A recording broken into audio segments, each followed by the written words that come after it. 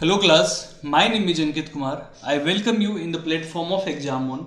आज in depth में हम ये जानेंगे कि ऐसा क्या हुआ है रिसेंटली कि सुप्रीम कोर्ट ने आम आदमी पार्टी को ये एडवाइस के एक ऑर्डर दिया है कि जितनी जल्दी हो सके ना, जो तुम्हारा आम आदमी पार्टी का जो पार्टी हेडक्वार्टर है उनको बोला गया है उसको वेकेट करने के लिए। अब क्या हुआ है इसमें जानते हैं इस चीज़ को। जैसा कि मैंने आपको बोला कि यहाँ पे आप देखो कि वेकेट ऑफिस बाय जून 15 जून तक का टाइम सुप्रीम कोर्ट ने दिया है कि इसको आम आदमी पार्टी को इस ऑफिस को वेकेट करने के लिए। अब यहाँ पे कुछ प्रॉब्लम्स जो है ना, वो लैंड रिलेटेड कुछ प्रॉब्लम्स हो गई है। अब इनका कहना है कि जो आपने ऑफिस बनाई है वो इलीगल लैंड पे बनाई है। अब क्या हुआ है इसमें, इसको आगे देखते हैं। ओके तो क्या कहता है, Arvind Kejriwal Aam Aadmi party will have to vacate their headquarter which stand on a plot of land meant for the high court. देखो ये सारा केस क्या है कि ये जो लैंड ग्रांटेड है जिसके ऊपर अभी आम आदमी पार्टी ने अपनी ऑफिस बनाई है ना, ये ग्रांट किया गया था high court, Delhi high court को ये ऑफिस ग्रांट किया गया था। कई बार हालांकि नोटिस भेजा जा चुका है इससे पहले भी, लेकिन आम आदमी ने बहुत सारी चीजें बोल दी कि बीजेपी को भी यहीं पे मिला हुआ है, कांग्रेस भी यहीं पे है, तो मैं इस ऑफिस को, इस जगह को वेकेट क्यों करूं, क्योंकि वो एक्चुअली प्रोन लोकेशन है। Actually the top court has given Delhi's ruling party time until June 15। देखो यही मैंने आपको पीछे बताया था कि 15 जून तक का टाइम इनको दिया गया है। और 15 जून का भी टाइम इसलिए दिया गया है कि अभी हमें पता है कि लोकसभा का इलेक्शन होने वाला है। तब इलेक्शन के टाइम में, मिड टाइम में भी ऑफिस उठा के कहाँ जाएंगे, तो इसलिए सुप्रीम कोर्ट ने इनको यहाँ पे 15 जून तक का टाइम दिया और उसके बाद इनको बोला है कि आप यहां से खाली कर दो।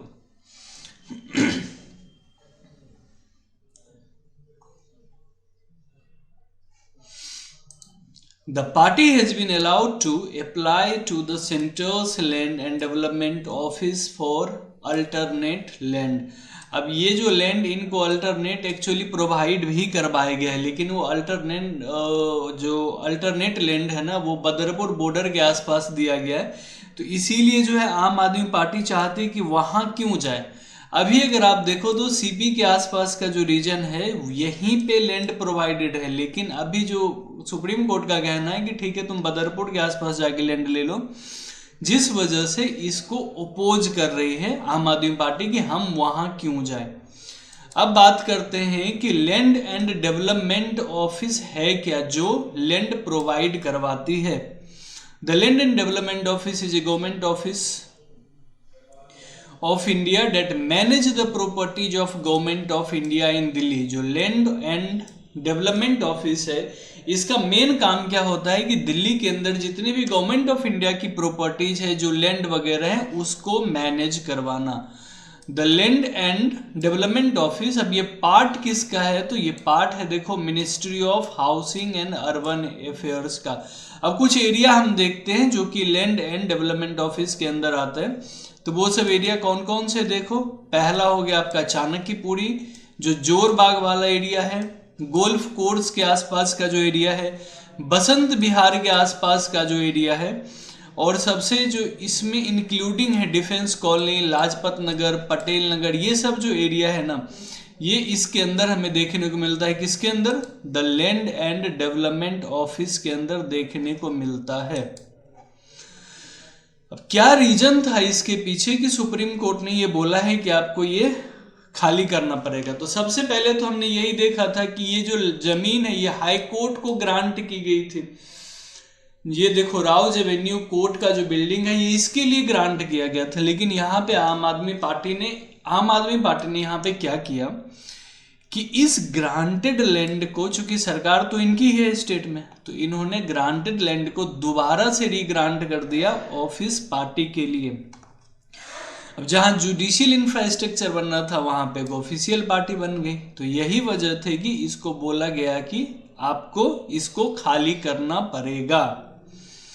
अब आर्ग्यूमेंट क्या है आम आदमी पार्टी का, ये देखो। The Aam Aadmi Party argue that it's party office near the Rouse Avenue court isn't an meant since it was allotted long before it was allocated for the extension of the court।